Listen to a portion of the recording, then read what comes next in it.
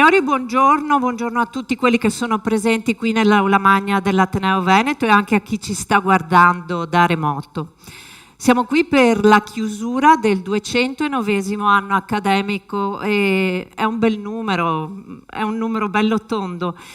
Abbiamo visto degli anni difficili, dei mesi difficili, non abbiamo potuto aprire l'anno accademico come nostra consuetudine, quindi ci ritroviamo qui per chiudere quello che è stato un anno che non è stato nemmeno completo nel suo percorso. Quindi invito subito sul palco il nostro presidente Giampaolo Scarante.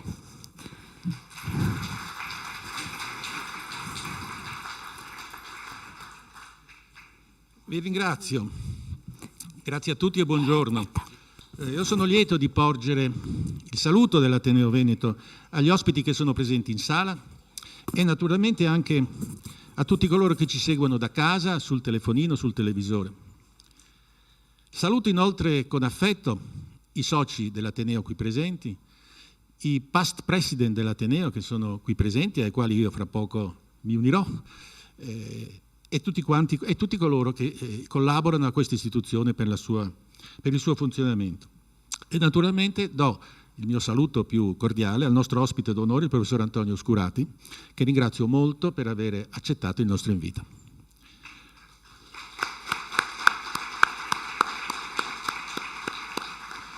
Noi oggi siamo riuniti in questa sala, la Scuola Grande di San Fantin, per celebrare un rito importante per la nostra istituzione che si è ripetuto, come diceva prima la nostra Silvia Menetto, per ben 208 volte.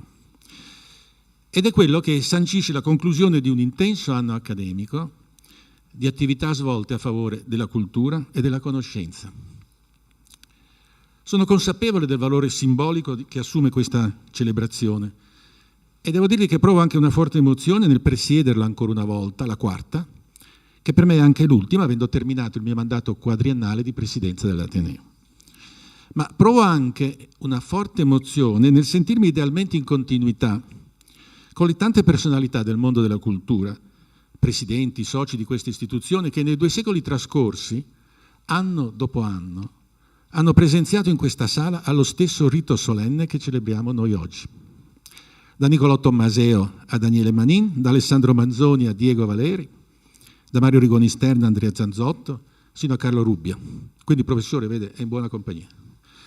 Ma l'emozione che provo oggi e che credo condividiate anche voi proviene dal fatto che l'anno accademico che ci avviamo a concludere non è stato un anno ordinario, ma un anno, il secondo, segnato da straordinarie sofferenze, da lutti gravissimi che hanno colpito anche l'interno della nostra istituzione. Una tragedia, quella della pandemia del Covid-19, che nelle sue conseguenze rappresenta l'antitesi dei valori più profondi cui da 200 anni l'Ateneo si ispira. Il virus infatti insinua incertezza nell'animo degli uomini, fa emergere nella società pulsioni irrazionali, come vedete, sostituisce la socialità con il timore e subdolamente incoraggia la diffidenza e l'egoismo verso il prossimo. L'Ateneo invece vuole offrire agli uomini un mondo di certezze, di sapere e di conoscenza e crede in un futuro fatto di solidarietà e di razionalità che sia condivisa da tutti. Per tali ragioni sono particolarmente lieto di porgere il mio benvenuto anche alle autorità qui presenti, alle istituzioni, il Comune di Venezia, qui rappresentato dall'assessore Francesca Zaccariotto, che ormai è di casa, no? In pochi giorni abbiamo avuto il piacere di vederla 2 volte, ai consiglieri comunali che non sono ancora arrivati, vedo Deborah Onisto e Marco Gasparinetti, all'autorità civile, alle autorità militari, nonché al tenace mondo della cultura veneziana, a cui va tutto il mio rispetto e il mio affetto, che oggi qui è degnamente e ampiamente rappresentato. E inoltre porgo il benvenuto più caloroso al Presidente della Comunità Ebraica di Venezia, Dario Calimani, che svolgerà oggi un ruolo importante in questa cerimonia. E rivolgo un saluto anche al Presidente della Venice International University, Umberto Vattani, e ringrazio la presenza di Paolo Sarasin, che rappresenta qui l'Ordine dei Medici di Venezia, e attraverso la sua persona vorrei ancora una volta esprimere tutta la nostra riconoscenza e gratitudine per lo straordinario impegno che il mondo medico, il mondo paramedico, tutto il mondo della medicina sta esprimendo in questi 2 anni di tenace lotta al virus. Grazie.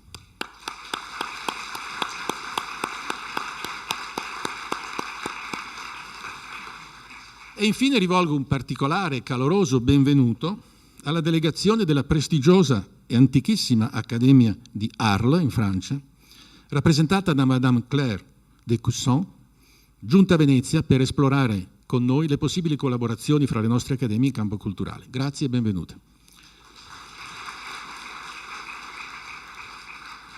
4 anni fa, quando venni eletto alla presidenza di questa istituzione, mi ripromisi, insieme a una validissima squadra di collaboratori, di innovare modi, metodi e obiettivi di questa antica istituzione e di avere un percorso di maggiore apertura ai grandi temi del mondo che ci circonda. Queste sono state le linee di fondo di questi 4 intensissimi anni di presidenza, che ricorderò come una lunga corsa svolta in compagnia di molti e appassionati compagni, soci, amici, collaboratori, che hanno condiviso questa visione e che hanno lavorato tutti insieme in grande e felicissima sintonia. Un percorso di lavoro di impegno comune, un percorso di lavoro e di impegno comune che nemmeno il cataclisma del Covid è riuscito a fermare. Come sapete, la pandemia ha attentato in maniera gravissima alla sopravvivenza stessa della nostra istituzione.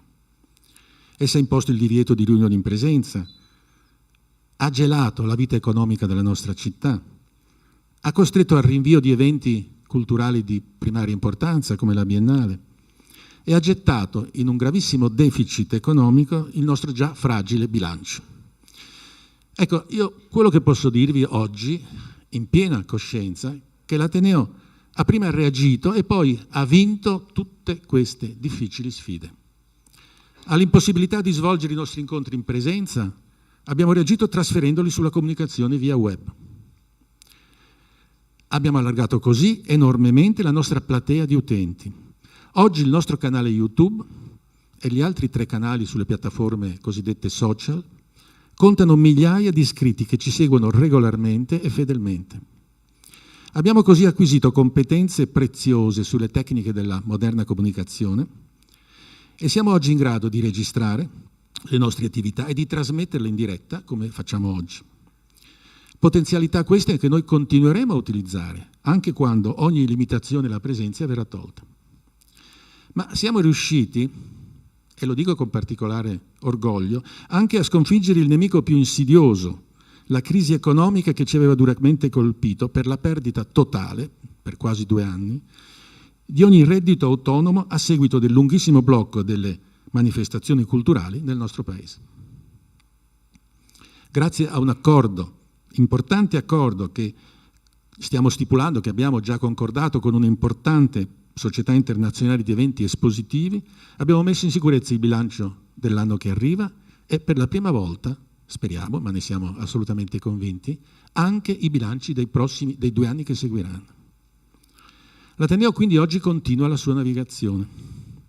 Sono in pieno svolgimento i corsi accademici e le manifestazioni di diverso genere si svolgono al ritmo di 2 al giorno, anche il sabato e la domenica. Cito al volo solo le manifestazioni che credo più significative, più recenti, la premiazione del premio Torta, il libro e la mostra sui Campieri di Venezia di Franco Vianello Moro, di Giorgio Crovato e Franco Mancuso, l'esposizione fotografica Resistere a Venezia del fotografo Paolo Della Corte e ora quella che è in corso al primo piano e che vi invito a visitare, che abbiamo realizzato insieme alla Regione Veneto sulla disastrosa tormenta Vaia che ha colpito il Veneto.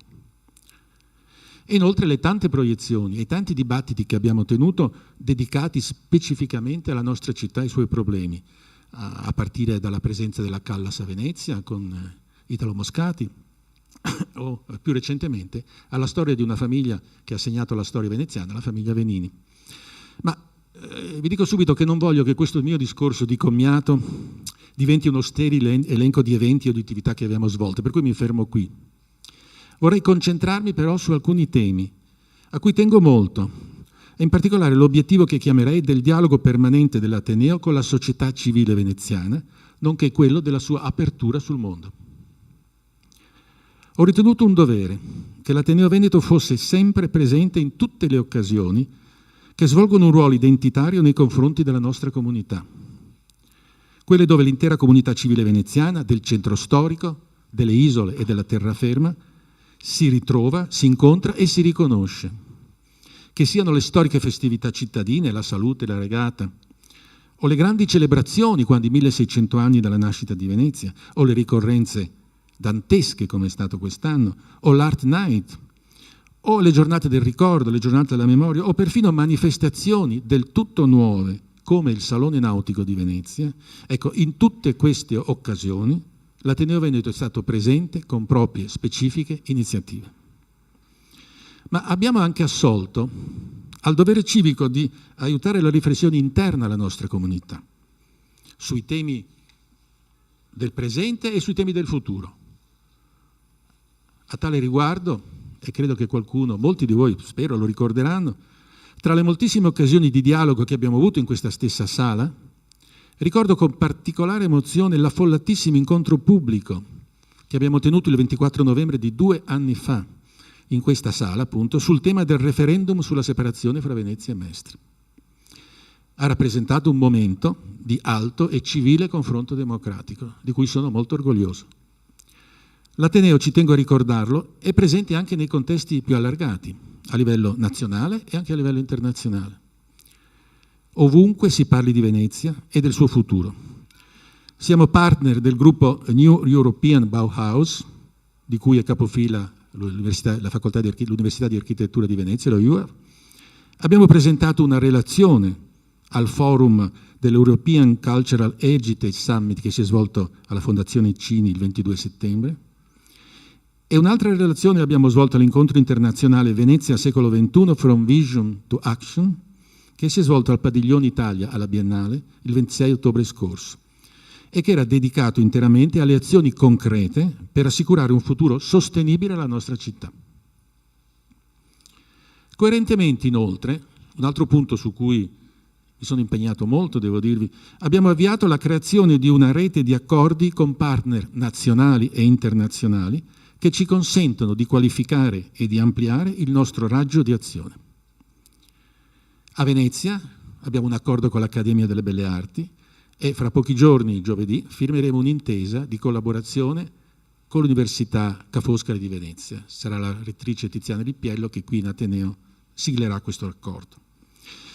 E poi a livello internazionale, con l'Università dello Ionio di Corfù, con il Gennadius Library di Atene, che sono 2 accordi già operativi che hanno prodotto anche delle conseguenze positive per noi. E presto, mi auguro, con l'Accademia di Arles in Francia.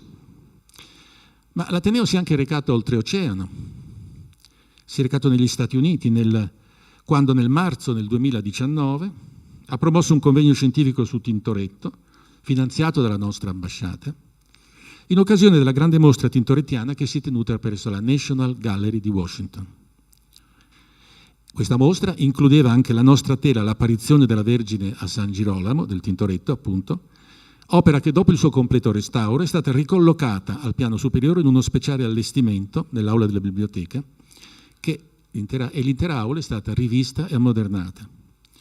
Ma permettetemi anche di ricordare con affetto le iniziative realizzate in favore dei soci, le comunicazioni periodiche per fornire loro una comunicazione aggiornata e trasparente sulla vita dell'istituzione, gli incontri conviviali di fine anno nei quali ci siamo scambiati gli auguri, il viaggio di studio in Grecia, ad Atene nel 2019, compiuto per celebrare l'accordo con i nostri partner greci, e chissà che l'anno prossimo non ci si ritrovi tutti insieme, noi soci di questa istituzione, in un viaggio di studio magari nella bellissima città di Arles in Francia. Abbiamo inoltre dato nuova luce alla nostra sede storica, dotandola di un impianto elettrico completamente nuovo e di una illuminazione a luci LED, come potete vedere in questa sala, molto sicura e moderna. Questo lo dobbiamo all'impegno del nostro proto, Alberto Ongaro, lo dobbiamo a Paolo Guzzini, che ci ha aiutato molto, e lo dobbiamo anche al Comune di Venezia, che nella persona dell'assessore Zuin ci ha aiutato finanziariamente a realizzare questa indifferibile operazione. Ecco, nell'accomiatarmi da voi, Non posso non esprimere un grazie sincero e affettuoso a chi mi è stato più vicino per la loro collocazione, al comitato di presidenza, che mi ha così generosamente e efficacemente assistito e sopportato in questa avventura durata ben 4 anni. Ecco, mi scuserete, ma li voglio nominare uno per uno. Caterina Carpinato, impeccabile, direi indispensabile vicepresidente. Filippo Maria Carinzi, perfetto segretario accademico. Giovanni Anfodillo, insostituibile tesoriere, e infatti penso che non verrà sostituito, talmente insostituibile, resterà nella futura squadra, e Silvio Chiari, che è stato un preziosissimo consigliere. E voglio anche ringraziare Giorgio Crovato per il suo servizio reso all'istituzione in qualità di ottimo segretario accademico nei primissimi mesi della mia presidenza. Ecco, io mi fermo qui e chiudo questo mio intervento, non senza emozione ovviamente, ma sono convinto che l'impegno che è stato profuso in questi anni dal Comitato di Presidenza, dal Consiglio Accademico dell'Ateneo, dai soci, dai collaboratori, dagli amici di questa istituzione, è stato un vero atto d'amore verso questa istituzione, l'Ateneo Veneto di Venezia, e verso questa straordinaria, amatissima e insostituibile città che è la nostra, cioè la città di Venezia. Grazie, bene arrivati.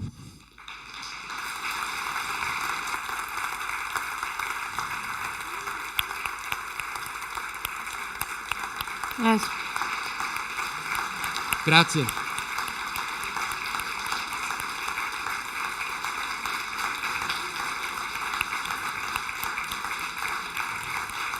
Grazie.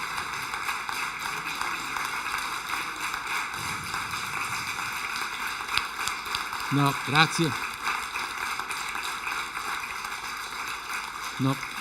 Vi ringrazio molto, ma non stancatevi troppo che battimani che adesso arriva il professor Scurati.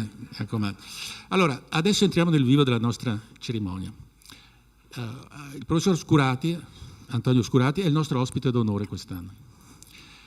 Antonio Scurati è un docente, un giornalista, uno scrittore, vincitore di premi prestigiosissimi, premi letterari prestigiosissimi. Il figlio del secolo, che è il suo romanzo, la sua opera che credo voi tutti conosciate in questa sala, perché ha avuto un successo strepitoso, è un romanzo, un'opera straordinaria che ha vinto appunto il premio Strega nel 2019, se non sbaglio. Ecco, non dico di più su questo perché credo non sia mio compito, non sia questo il momento, ma voglio dire che questo romanzo è un romanzo straordinario nei contenuti e nel modo in cui è scritto, perché sono i fascisti stessi che ci raccontano il fascismo, attraverso le figure di Mussolini, di Farinacci, di Italo Balbo. E questa operazione che apparentemente potrebbe portare a conseguenze, come posso dire, strane, no? In realtà arriva a una conclusione, secondo me, formidabile, cioè una condanna senza alcuna remora, direi definitiva, del fascismo in tutte le sue manifestazioni, che sia quella storica del 1922 o quelle magari più moderne, più subdole, più difficili da interpretare. Una condanna assoluta su questo fenomeno. Ecco, io trovo che questo è la cosa che più importa in questo momento per noi, perché viviamo tempi difficili, come sapete, per varie ragioni e difficili di varia natura, e non mi resta che invitare il professor Scurati a tenere la sua prolusione a questo nostro anno accademico con la sua relazione dal titolo Mussolini, fascista e populista. Prego, professor Scurati.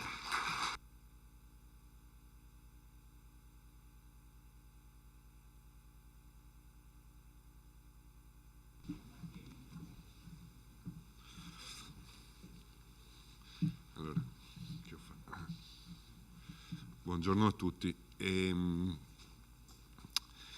Io sono onorato di trovarmi qui, ma anche emozionato perché sono cresciuto in questa città e ho fatto qui tutte le scuole parecchi anni fa e ricordo ancora, ho studiato al Foscarini, ricordo ancora l'impressione che produceva in me ragazzo sentir nominare l'Ateneo Veneto. Un'impressione di grande prestigio, ma di un prestigio che riecheggiava da lontano nel corso dei secoli e che un po' intimidiva e anche allontanava per il tipo di ragazzo che io ero all'epoca. Un ragazzo, va detto, più dedito alla crapula che allo studio, che frequentava più i baccari che queste sale, però poi insomma ho recuperato in seguito. E quindi l'emozione è sincera, perché mai più avrei immaginato un giorno di trovarmi qua, ne sono grato al presidente Scarante. E sarà forse anche per questo che quando poi ci sono arrivato mi presento a voi in jeans, senza una cravatta e anche con la barba non fatta, perché ho dimenticato la lametta a casa. Io ormai abito a Milano da più di 30 anni. Non la prendete come una mancanza di rispetto nei confronti delle istituzioni e delle vostre persone, ma forse come, credo, qui c'è Semi che potrebbe confermarcelo, una più o meno inconscia testimonianza del fatto che anche dopo 30 anni, quando ritorno in isola, è come se ritornassi un po' ragazzo e quindi vado in giro con i jeans. Detto questo, con il presidente Scarante abbiamo concordato l'argomento di questa mia prolusione, anche quasi su sua indicazione. L'argomento è Mussolini fascista e populista. Io ho giusto qui 2 appunti e di solito parlo a braccio. Allora, sul Mussolini fascista credo che non ci sia nessuna questione aperta, no? Mussolini è l'ideatore, l'inventore, il fondatore del movimento dei fasci di combattimento e poi del partito fascista. Il momento più interessante di questo titolo è il Mussolini populista. Allora, per arrivare a riflettere su questo con voi, comincio, essendo io un narratore, con un aneddoto. L'aneddoto risale al novembre del 1919. Si tengono le prime elezioni del dopoguerra nel nostro paese. Non è solo una nuova Italia quella in cui avviene questa contesa elettorale, è una nuova era. È terminata da poco la prima guerra mondiale, una guerra che, come tutti voi sapete, ha effettivamente posto fine a un'epoca e ne ha inaugurata un'altra. Ebbene, a queste elezioni si candida per la prima volta un neonato movimento politico che è stato fondato pochi mesi prima, nel marzo di quello stesso anno, e che prende il nome di Fasci di Combattimento.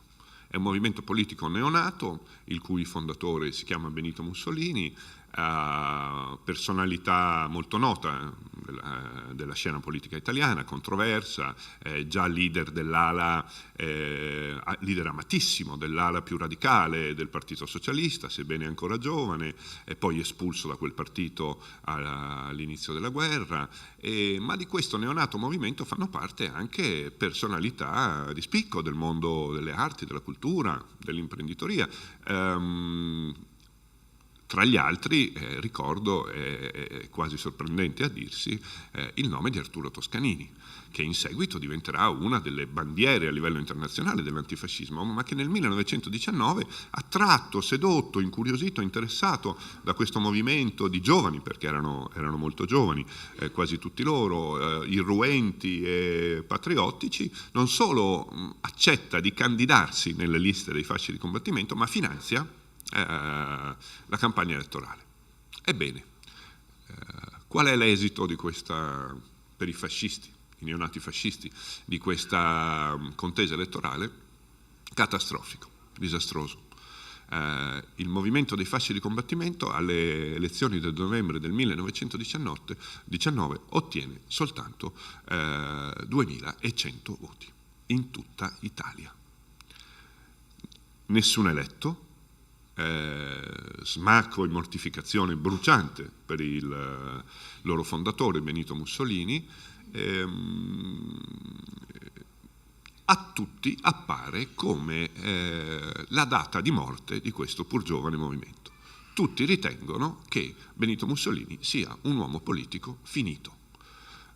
Abbiamo ancora oggi le testimonianze del direttore del Corriere della Sera dell'epoca, che era uno dei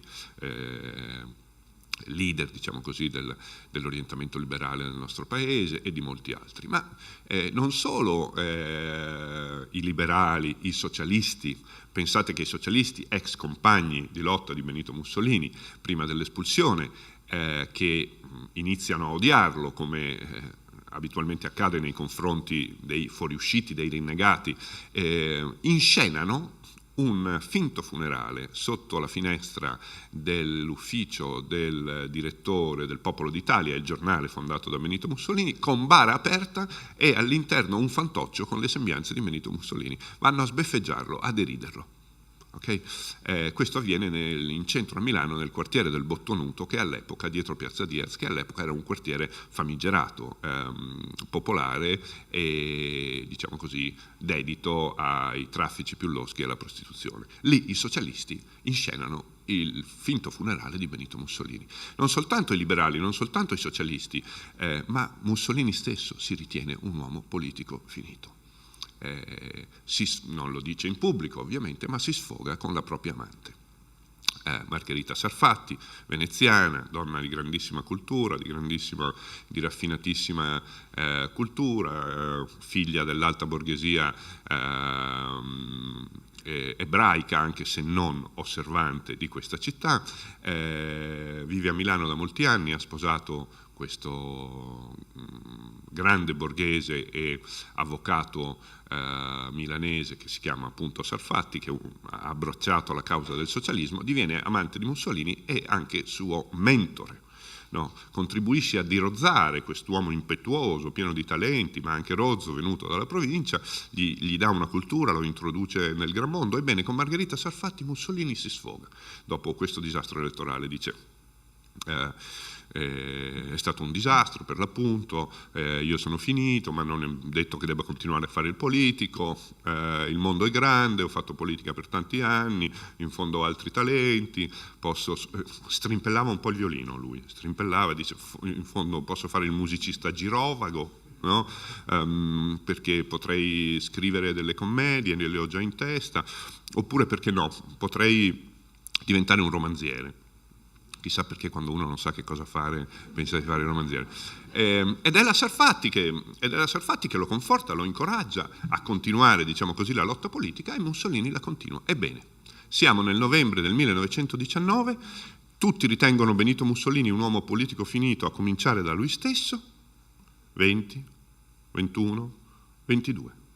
Soltanto 3 anni dopo, quest'uomo, che aveva tutta la flotta bruciata alle spalle perché era stato espulso dal Partito Socialista, che alle elezioni del novembre, quando i suoi fasci di combattimento ottengono soltanto 2.100 voti, ottiene 1.300.000 voti, pensate alla sproporzione, fascisti 2.100, socialisti, che erano i loro antagonisti, 1.300.000, tutta la flotta bruciata alle spalle, considerato un politico finito da tutti, a cominciare da se stesso. Soltanto 3 anni dopo, nell'ottobre del 1922, quell'uomo, il figlio del fabbro, figlio di un fabbro di una piccola frazione di una città sperduta insignificante delle Romagne, sale le scale del Quirinale, e il re d'Italia non va mai dimenticato, perché la marcia su Roma fu un atto di violenza ma anche di grande abilità e compromesso politico. Il re d'Italia lo incarica di formare il suo primo governo, soltanto 3 anni dopo.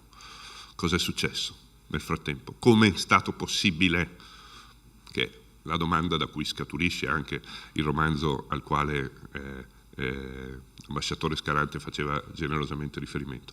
Ebbene, io ritengo che questa incredibile vicenda che ha condotto quest'uomo senza nulla alle spalle, considerato finito, a conquistare con la violenza l'Italia, perché Mussolini stuprò il nostro paese, ma anche a sedurla, non dobbiamo dimenticarlo, perché sennò la versione è rassicurante, confortante e troppo facile. Ciò che gli ha consentito di farlo non sia stata soltanto e tanto la sua natura di fascista, ma secondo me ancor di più la sua natura di populista. La mia tesi è questa: Mussolini è stato indubbiamente il fondatore e l'ideatore del movimento dei fasci di combattimento, del movimento fascista e poi del partito fascista, che purtroppo ha fatto scuola nel mondo, perché non lo dimentichiamo, il fascismo è purtroppo sciaguratamente una delle ultime grandi invenzioni che l'Italia ha dato al mondo, ma soprattutto perché è stato l'inventore di una tipologia di leadership che oggi noi chiamiamo populista. Allora, c'è una vulgata secondo cui il fascismo sarebbe soprattutto e innanzitutto violenza. non c'è dubbio alcuno.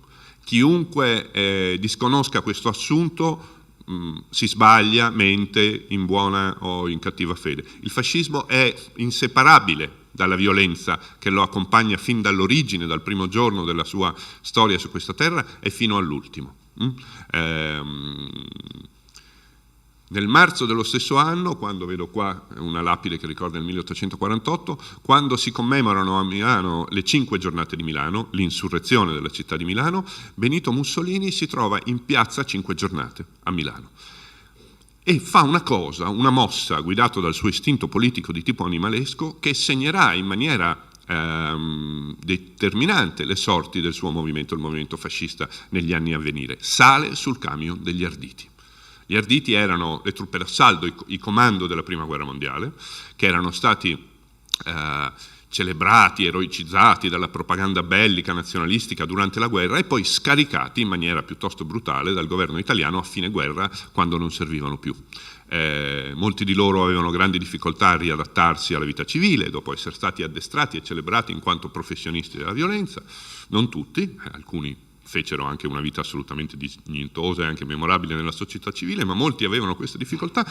Mussolini dalle colonne del suo giornale si erse al loro difensore e in piazza 5 giornate, nel giorno della commemorazione dell'insurrezione della città di Milano di molti anni prima contro Radetzky, quando nessuno li vuole più, lui sale sul loro camion e loro istintivamente lo eleggono al loro beniamino, fanno un po' di quei riti virili, camerateschi, brindisi, promesse e giuramenti. Quegli Arditi, professionisti della violenza, addestrati a uccidere e a morire in guerra, costituiranno il primo nucleo delle squadre fasciste. Quindi non vi è dubbio alcuno che il fascismo sia violenza, proprio nella sua natura originaria.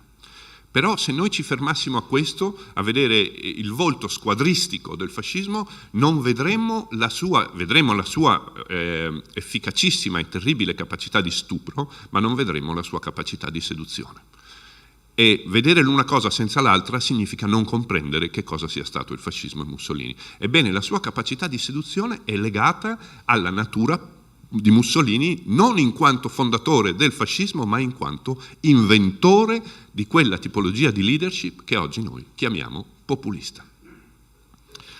Il tempo è poco, il presidente Scarante mi ha detto di contenere questa mia prolusione in un tempo breve e quindi cercherò di elencarvi adesso i tratti caratterizzanti della leadership populista così come fu inventata, ideata e praticata da Benito Mussolini. Qualsiasi riferimento all'attualità è puramente casuale. Allora, che cosa fa di un leader politico un leader populista? La capacità, guardate, straordinaria di saper guidare le masse non precedendole ma seguendole. To lead, no, leader in inglese significa condurre, ma nel senso di stare davanti. Se io dico vieni, ti porto con me, si presuppone che sia un passo avanti. Il leader populista guida le masse, le governa, stando un passo indietro. Mussolini ne era pienamente consapevole. Lui diceva di sé, lo diceva con orgoglio, io sono l'uomo del dopo. Che significa? Vengo un attimo dopo. No? Come la nottola di Minerva che si alzava in volo al far della sera, non troppo dopo, perché se vieni troppo dopo perdi contatto.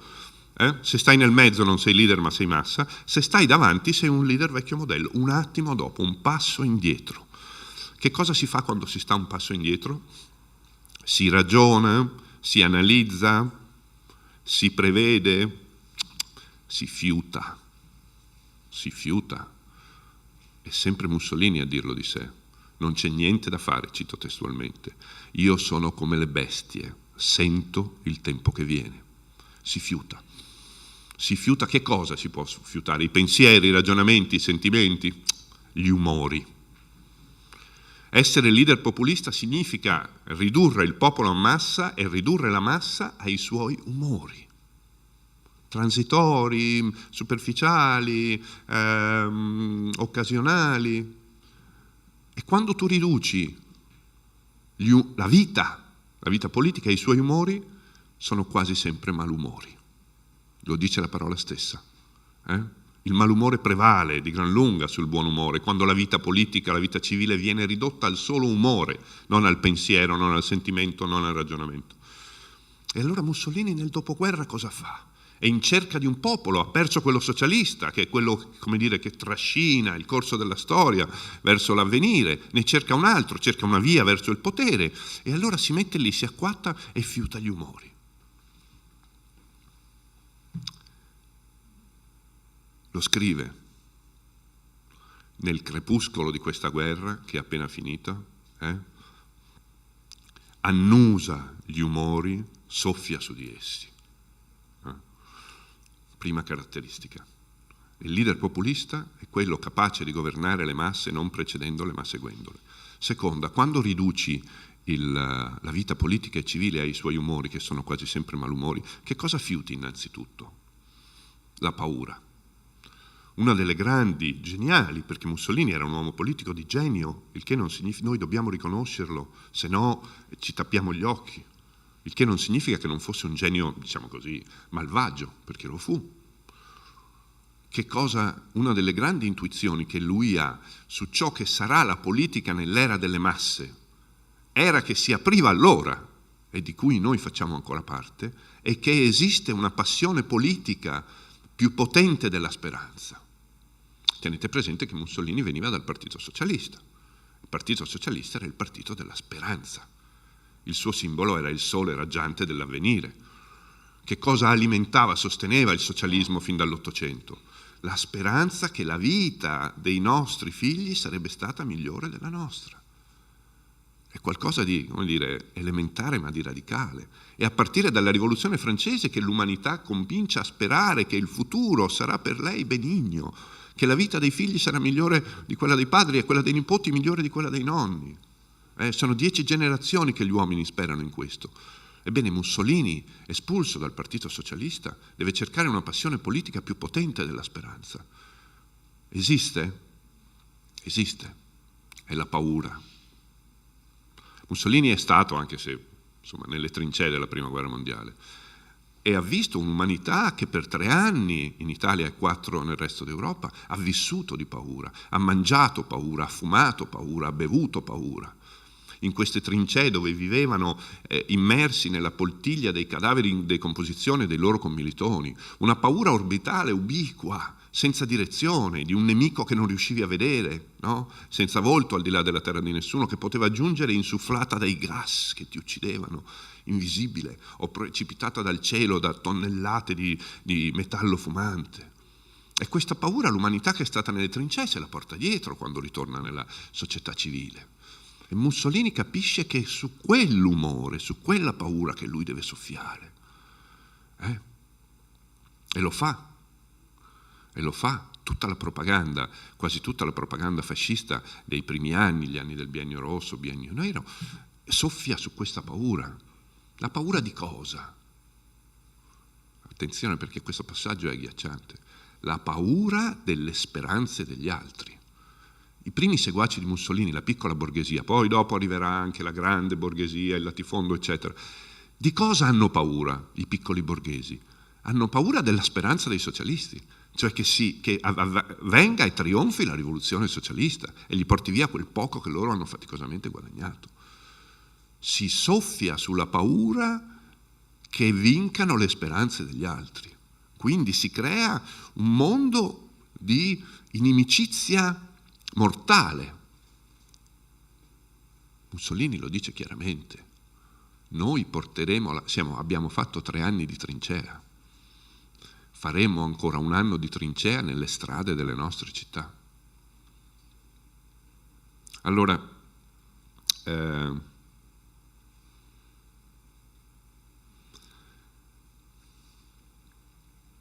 guidare seguendo, impostare tutta la strategia politica non sulla speranza, ma sulla paura. Attenzione, questo anche qui stiamo parlando di 100 anni fa. Come vengono rappresentati dalla propaganda fascista i socialisti? Come stranieri. I fascisti dicevano che i socialisti, che i rivoluzionari erano portatori della peste asiatica. Perché? Erano italiani, erano italianissimi. Molti dei fascisti che andavano nelle spedizioni punitive a picchiare di notte, a volte a uccidere davanti ai familiari, ai figli, bambini, capilega, no, nelle campagne, erano cresciuti negli stessi cortili a giocare con quegli uomini. E però gli dicevano che erano stranieri. Perché? Perché si rifacevano alla vittoriosa rivoluzione russa del 17. E quindi gli dicevano: voi portate la peste asiatica. Voi non siete italiani, siete anti-italiani. E il passaggio, lo slittamento semantico che opera il fascismo nell'immaginario di una nazione è questo. I socialisti non solo non sono italiani, sono anti-italiani, e tu devi aver paura di loro, perché se vincono ti porteranno via tutto quello che avevi, quel poco che ti eri faticosamente guadagnato. Primo passo. Secondo passo, no, non averne più paura, come ti ho detto di fare poco fa. Odia. Laddove la paura è un sentimento reattivo, l'odio è una passione attiva, ti porta all'azione, ti libera. C'è un nemico, è il socialista, non è italiano, è anti-italiano, minaccia la vita della tua nazione, è un esercito d'occupazione accampato all'interno dei confini della nazione, devi averne paura e successivamente devi odiarlo. Terzo punto, strettamente collegato a questo. Mussolini riesce in un'operazione che sembra sorprendente ogni volta che si ripete e si verifica, eppure continua a ripetersi e a verificarsi a distanza di decennio, anno dopo anno. Intuisce che la vita moderna presenta per la maggior parte degli individui una insopportabile e insostenibile complessità. No? Pensate qui all'attualità. La pandemia, virus che arrivano dall'Oriente, opinioni scientifiche così difficili da comprendere, controversie, è tutto troppo complesso, noi piccoli individui ci sentiamo schiacciati. E lui giunge sulla scena in quanto ideatore della tipologia di leadership populista, operando una brutale semplificazione. Non nasconde l'aspetto brutale, anche rozzo, anche dozzinale di questa promessa di semplificazione, anzi lo manifesta. Dice: tranquilli, la vita non è così complessa come queste vecchie mummie di Monteciporio del Parlamento, del parlamentarismo italiano vogliono farci credere. È molto più semplice di quanto vi dicono. Alla luce della mia prospettiva il mondo apparirà molto più semplice. Sarete sollevati da questa insopportabile complessità della vita moderna. E come si fa? Si fa dando un nemico alla gente e dicendogli che in quel nemico, unico nemico, si riassumono tutti i suoi problemi. Mussolini dice: tutti i problemi dell'Italia del dopoguerra, e sono tantissimi, le promesse fatte ai contadini inviati al fronte non mantenute, la disoccupazione, l'incapacità di riadattarsi alla vita civile, la crisi economica, tutte quante, si riassumono in una sola questione: i socialisti, alzare una diga contro il bolscevismo. Avete un solo nemico, abbiatene paura, odiatelo, attenzione, è lì di fronte a voi, non dovete temere che arrivi con i gas di notte che non vedete, dal cielo, da una terra di nessuno, è lì di fronte a voi, abbiamo i nomi e i cognomi, li possiamo andare a prendere a casa nelle campagne e io sarò al tuo fianco. Questo è l'ultimo passaggio, e io, il fascismo, sarò al tuo fianco. Andiamo assieme a prenderli sotto casa, questi stranieri che invadono il nostro territorio. Di questa combinazione tra guidare le masse seguendole, scommettere sulla passione politica della paura, promettere una brutale semplificazione della complessità della vita moderna, fanno parte una sistematica e altisonante polemica antiparlamentare, un attacco alla democrazia nella sua forma parlamentare che all'epoca in Italia era ai suoi esordi. Se io vi dico: noi non siamo un partito, noi siamo l'antipartito, noi non siamo la politica, noi siamo l'antipolitica, Voi chi immaginate che possa aver pronunciato queste parole? Esiste in questo paese una casta di politici privilegiati che, come i Maharaja dell'India, all'interno dei propri palazzi festeggia e banchetta ignorando le sofferenze della gente di fuori. Chi può aver tacciato la classe politica parlamentare di essere una casta? A inventare la definizione di antipolitica e di antipartito è Benito Mussolini nel 1919. A inventare la metafora della casta per tacciare i politici chiusi nei loro palazzi che prosperano ignorando le sofferenze della gente è Gabriele D'Annunzio nel 1920. La polemica antiparlamentare, l'attacco alla democrazia travestito da attacco alle lentezze, alle inefficienze, alle inettitudini, alle lungaggini, al vecchiume della vita parlamentare è tipico di ogni populismo, a cominciare da quello del suo inventore, Benito Mussolini. Lui le chiamava le mummie di Montecitorio. Nel caso di Mussolini, perché la democrazia nella sua natura parlamentare è l'equivalente di quella complessità della vita moderna di cui il populista vuole liberare la gente. Perché la democrazia è lenta, deve tener conto delle posizioni di tutti, deve contemperare gli interessi di molti, no? Rispecchia la complessità della vita moderna. Via, facciamola finita, spazziamola via. La vecchia classe dirigente di Roma va messa in liquidazione. Benito Mussolini, 1920. Nel caso di Mussolini l'alternativa era dichiarata apertamente, la dittatura. Le democrazie, secondo Mussolini nel 1920, avevano i giorni contati, era un esperimento storico giunto al termine, aveva fallito, era preferibile una dittatura. Ultima e finisco. Ricordate, tutti voi avete visto queste immagini di Mussolini che trebbia il grano a petto nudo in mezzo ai contadini delle sue romagne. È un'immagine effettivamente memorabile. Probabilmente nel territorio europeo non accadeva dal Medioevo, dall'alto Medioevo, che un leader politico si mostrasse Medioevo barbarico, a petto nudo in mezzo ai suoi sudditi o concittadini. Perché lo fa Mussolini? Perché una delle ultime, la quarta grande intuizione che Mussolini ha di ciò che sarà la politica nell'era delle masse e di come la leadership populista potrà governarla è che il corpo sarà al centro della scena. Mussolini, noi lo vediamo oggi che gesticola per noi in maniera ridicola, ma non dobbiamo lasciarci sviare da quel tratto eccessivo ridicolo, quel tratto eccessivo che forse a noi può apparire ridicolo, quasi goffo, quasi buffo, era invece assolutamente sapiente e necessario. Innanzitutto voi dovete pensare che quegli uomini, Gabriele D'Annunzio e Mussolini, cominciano a parlare alle masse quando ancora non esistono i microfoni, con la sola forza della voce e della gestualità corporea.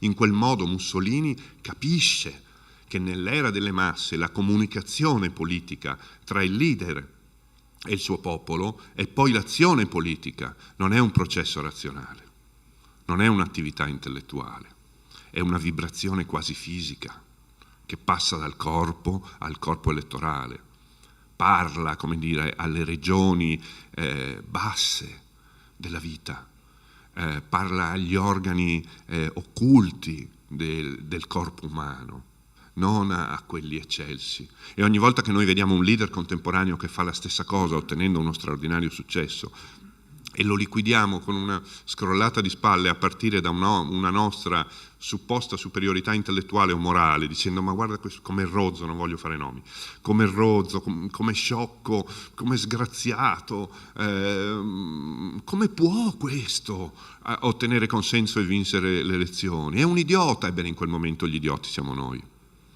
perché non capiamo che lì c'è una sapienza sottile e una profonda comprensione di cosa sia l'umano. Non tutti hanno un dottorato in scienze politiche ad Harvard, ma tutti hanno un corpo. E in conclusione, la somma di queste 4 caratteristiche del leader populista, allora come oggi, consentitemi di dirlo. Poi io credo nell'intelligenza del pubblico, dei lettori, degli ascoltatori, come dire, le conclusioni ognuno le trae da sé. La gente non ha bisogno di essere imbeccata. La conclusione a cui conduce l'esito ultimo, qualunque sia, diciamo così, il successo provvisorio, l'alone di carisma o di fascino che questo tipo di leadership ottiene in una delle stazioni del suo percorso, l'esito ultimo a cui conduce è Piazzale Loreto. Quando tu riduci un popolo ai suoi umori e i suoi umori alle sue paure, non alle sue speranze, e il suo leader, la sua guida, qualcuno che segue e che non anticipa indicando obiettivi alti, radiosi, lontani magari, difficili da scorgere, ma che pure esistono, e quel leader non ha una mente pensante, ma un corpo vibrante, al popolo divenuto massa, scaduto a massa, non lasci che due alternative: adorare quel corpo o massacrarlo. Grazie.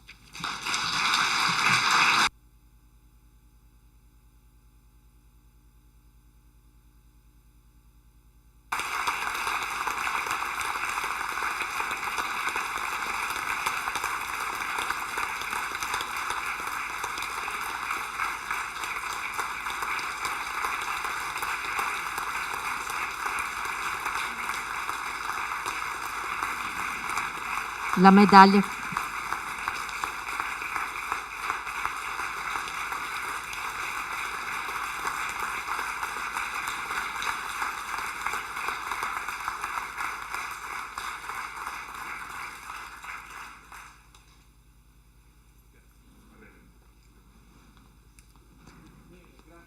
Cambiamo.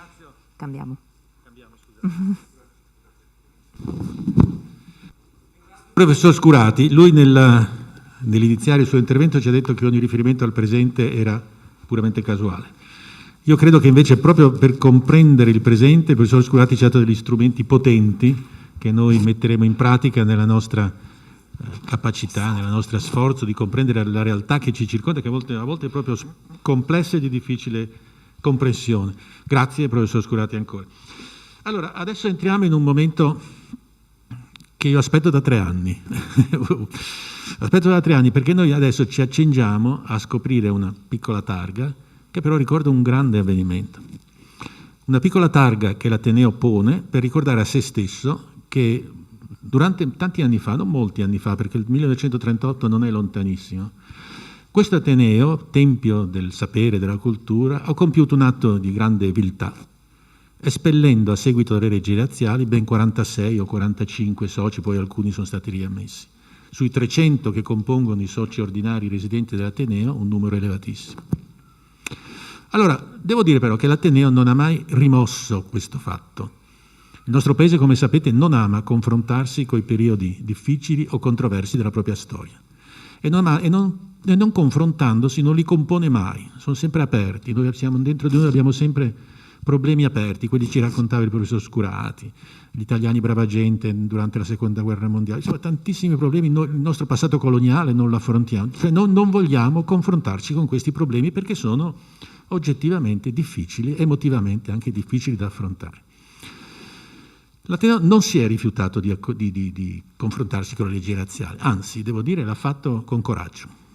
Abbiamo fatto un convegno nel 2008, abbiamo realizzato un piccolo volume a seguito del convegno curato dalla nostra Marina Niero, molto, molto interessante e molto efficace. E poi nel corso delle giornate che ricordano l'Olocausto abbiamo rievocato una giornata proprio delle leggi razziali, esaminando l'impatto economico sulla città di Venezia delle leggi razziali, un aspetto diciamo non consueto. Ma il fatto che io oggi da 3 anni voglia porre questa targa ha un altro percorso, ha un'altra logica. Io credo che questa targa che noi oggi porremo, una piccola cosa, sia una cosa importante. Certo, un omaggio che noi facciamo, un ricordo che noi facciamo alla comunità ebraica, ai nostri amici della comunità ebraica veneziana, ai discendenti di chi è stato espulso ingiustamente, ma è qualcosa che va fatto soprattutto per noi soci di questa istituzione. Perché noi dobbiamo sempre ricordarci che nel 1938 noi abbiamo compiuto un atto di viltà. E probabilmente è stato compiuto da gente come noi, da chi è oggi seduto in questa assemblea. E che questo gesto di viltà, qualunque cosa noi possiamo fare, anche la piccola targa che noi oggi scopriamo, non può essere cancellato, perché è esistito, c'è stato. Quello che possiamo fare noi soci di questa istituzione è ricordarci sempre, ogni giorno che mettiamo piede in questa sala, che quella cosa è avvenuta e che può ripresentarsi. Non è qualcosa di irripetibile, si può ripresentare in forme diverse, con aspetti diversi, magari più subdoli, più difficili da interpretare. Noi dobbiamo ricordarci questo, perché se dovesse ripresentarsi un'occasione del genere, non dobbiamo ripeterla più. Ecco la ratio di questa targa che noi oggi apriamo. Vi dicevo tormentata perché è stata una lunga gestazione col predecessore del presidente Calimani. Eravamo pronti, poi è arrivato il Covid e ci ha impedito. Questa è una cosa che dobbiamo fare in presenza, non possiamo farla via web. Oggi finalmente noi la possiamo realizzare. E allora è con piacere che invito sul palco il presidente della comunità ebraica di Venezia, Dario Calimani, e il rappresentante del comune di questa città, l'assessore Francesca Zaccariotto. Prego.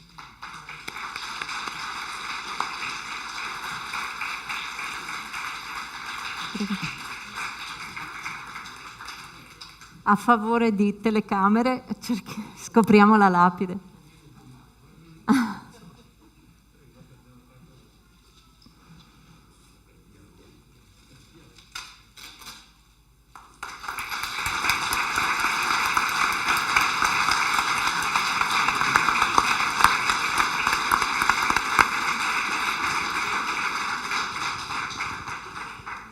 Nel salutarvi vorrei anche dire che è un ricordo, Presidente, ma è attualità, nel senso che quello che sta dietro a questa targa vuole evidenziare, ieri come oggi, che quelli che sono i sentimenti, io chiamo, dell'ostilità, della diversità, dell'indifferenza, purtroppo sono ancora attuali. Nonostante che allora come oggi apparteniamo tutti allo stesso genere, che è il genere umano. Quindi io dico ben vengano questi momenti e questi ricordi, perché ognuno di noi ha una grande responsabilità, quello di fare in modo che chi viene dopo di noi non abbia a ripetere quello che purtroppo oggi continua a rimanere attuale. Quindi vi ringrazio da parte del Comune di Venezia non solo di averci invitato, ma anche di renderci partecipi a questi momenti di dialogo, di confronto, di crescita e io dico anche di responsabilità per ognuno di noi. Grazie. Bene, passiamo la parola al Presidente Dario Calimani della comunità ebraica.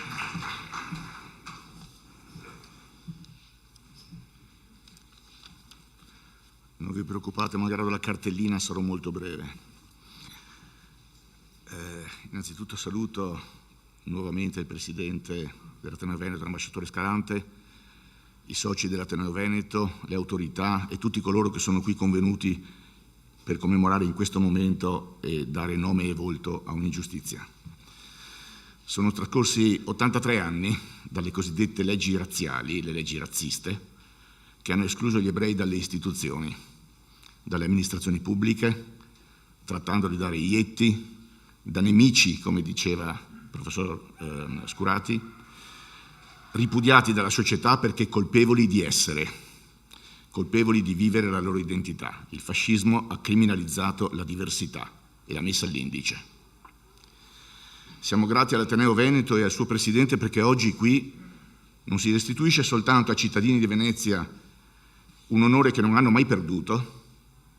Oggi qui si fa memoria, si riconosce l'iniquità di un regime e di uno Stato nei riguardi di una parte dei suoi cittadini. Una pubblicazione dell'Ateneo Veneto del 2008, Presidente Alberto Semi, che ringrazio, dall'elenco dei 49 soci ebrei dell'Ateneo, professionisti, artisti, professori universitari, che furono espulsi nel 1938, subirono un disonore che li segnò a vita, cacciati, emarginati, costretti a chiedersi il perché della propria vergogna, incapaci di darsi risposta. Ma non bastò. Le leggi razziali del 1938 furono solo l'inizio più tangibile della persecuzione che portò allo sterminio di 7.500 ebrei italiani nei campi nazisti, con l'aiuto dei fascisti ovviamente. Fra questi 250 circa, ma facciamo numeri qui, non nomi, 250 ebrei veneziani.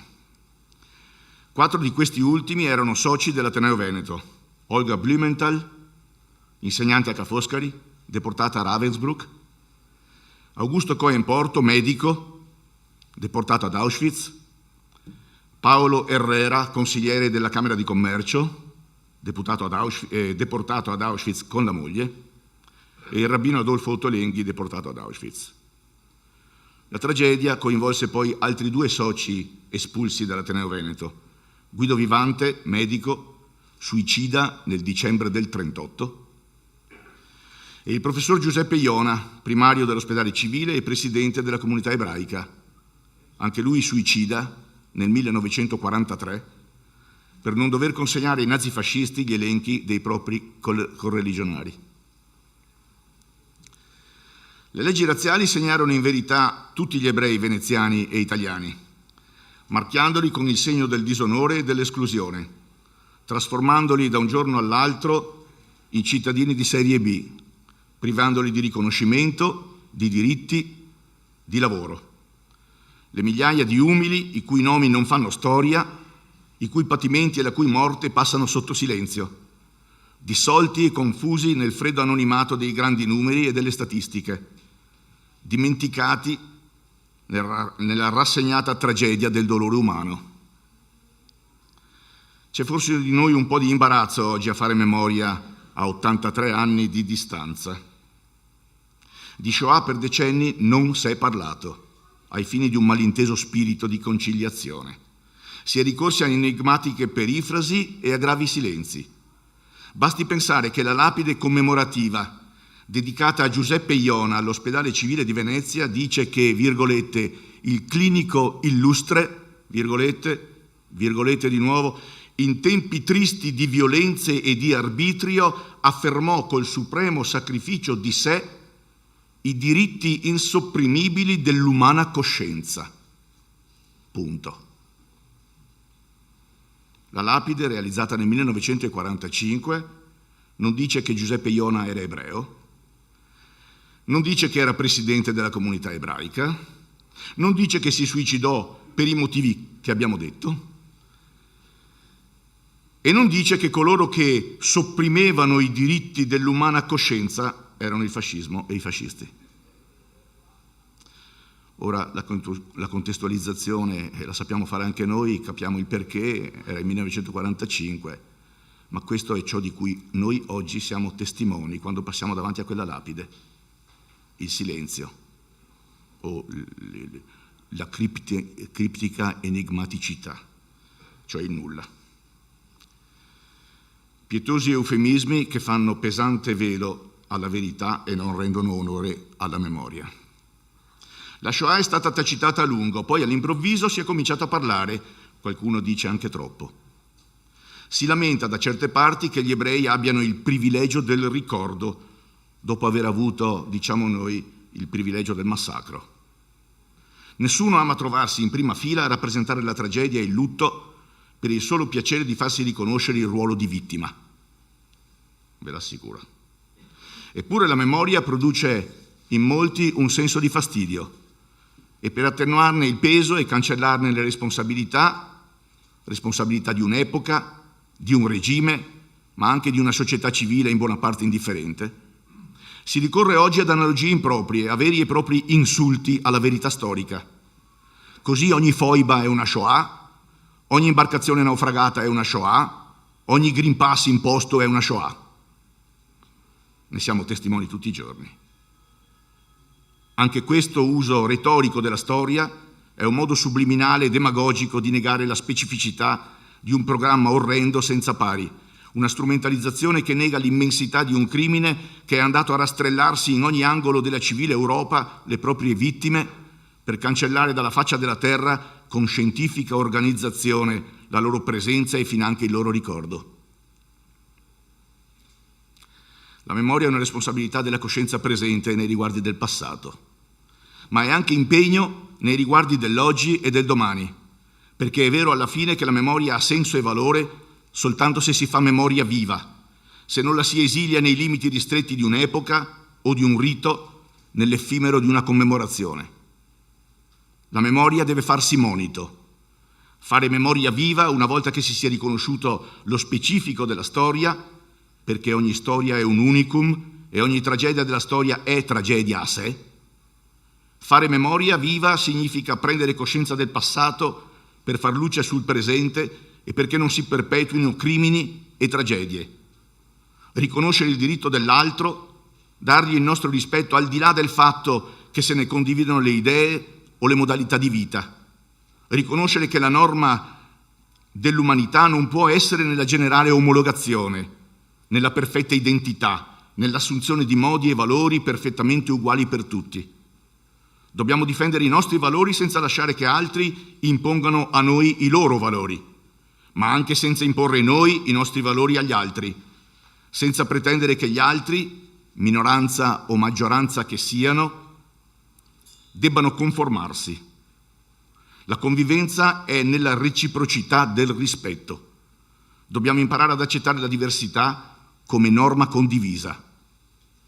La salvaguardia dello spirito umanitario per noi e per gli altri è un dovere irrinunciabile.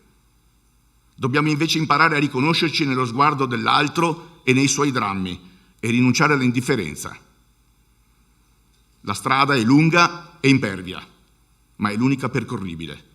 Se davvero si vuole recuperare una coscienza che sia degna di essere definita civile e se vogliamo dare senso e valore alla memoria. Vi ringrazio.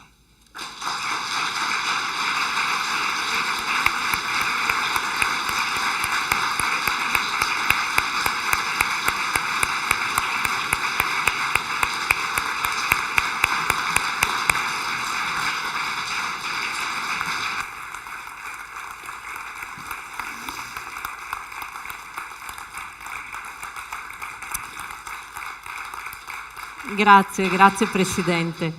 La cerimonia era un po' composita e c'è un'altra cosa che non siamo riusciti a fare proprio a causa del Covid: nominare, presentare all'Assemblea Pubblica i nostri soci.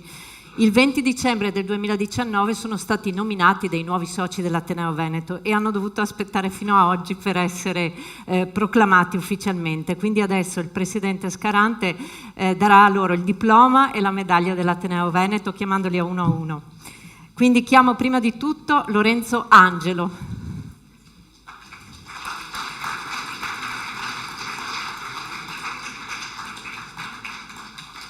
Prego.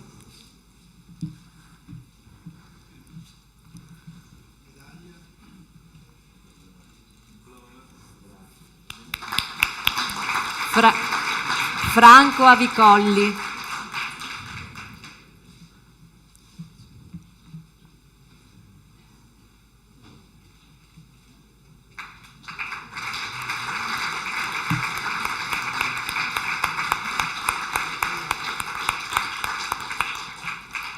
Emanuela Bassetti.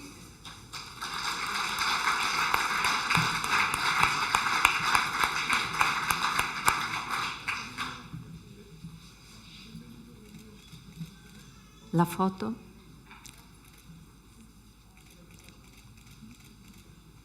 Gianangelo Bellatti, che temo non ci sia questa mattina.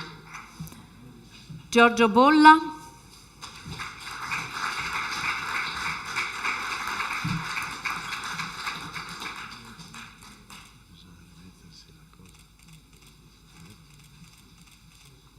Bruno Buratti.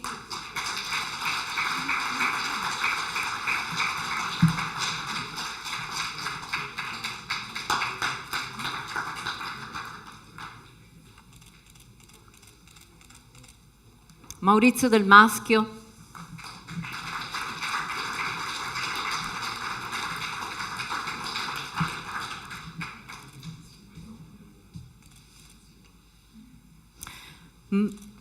Mauro Fasan.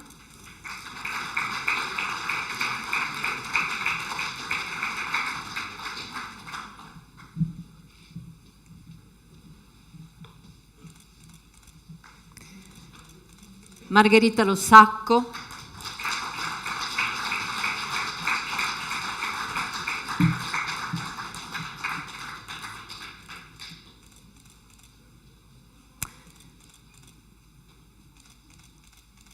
Isabella Panfido,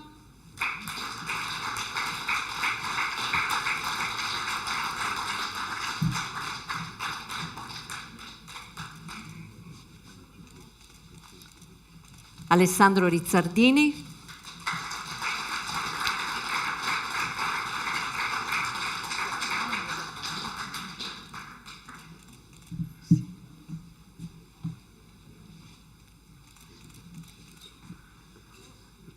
e Antonio Simionato.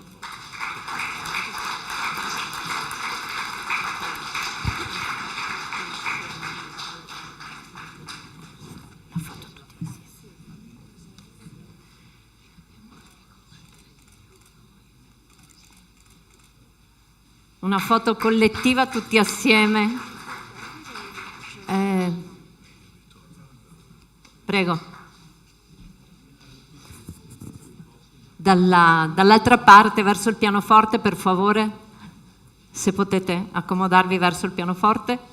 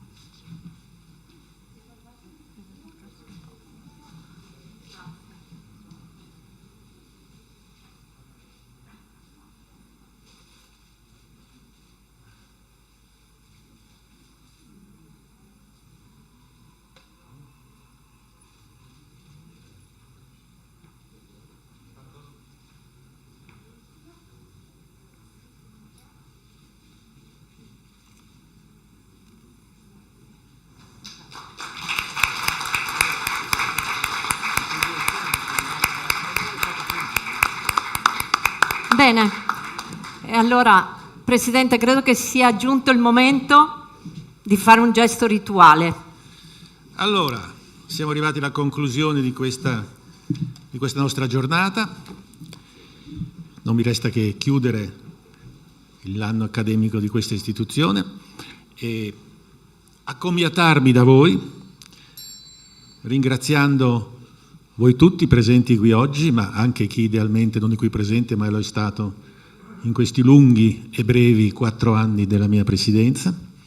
Vi ringrazio per avermi accompagnato e aiutato in questo percorso che è stato per me molto intenso, molto ricco di esperienze e di conoscenze, e sono certo che l'Ateneo continuerà, anche al di là dell'anno accademico che oggi chiudiamo, a svolgere la sua missione nel migliore dei modi e nell'interesse della nostra città e di tutti coloro che hanno a cuore la cultura. Dichiaro quindi ufficialmente chiuso l'anno accademico numero 209 dell'Ateneo Veneto di Venezia.